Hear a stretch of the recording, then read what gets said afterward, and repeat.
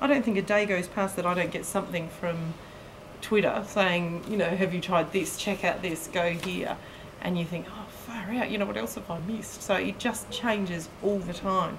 I think some of the impact, and then looking ahead, is as a coordinator, some of that is deciding how to spend the resources. Do we set up fixed labs? Do we have laptops on trolleys? Well, the iPad's about to be released.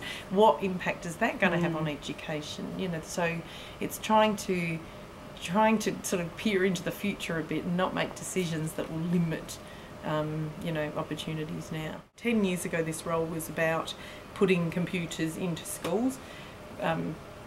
Probably 15 years ago, that's what the role was about. You put them in, but they were standalone computers. 10 years ago, it was about networking computers.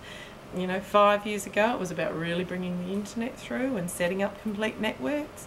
Now it's about hitting that Web 2.0 stuff.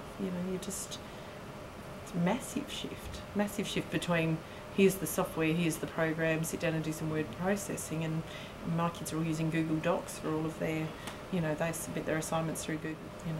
Putting in the whiteboards was a similar experience, and so we asked for submissions and we went through round 1, we moved into round 2, we got into round 3, and I've still got 5 or 6 staff without whiteboards.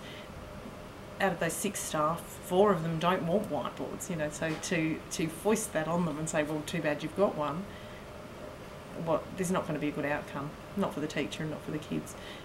I need to get them to a stage where they want a whiteboard, and that's what we've worked on. But I mean, initially, I knew I was putting in 3 whiteboards and I had a horrible feeling that nobody would want one. It was going to go really badly. So what if nobody wants one and I have to find a home for it? But it grew, it sort of took care of itself. And even out of those 6 now, who were the last holdouts who really didn't want one, they've really moved ahead with their understanding of it.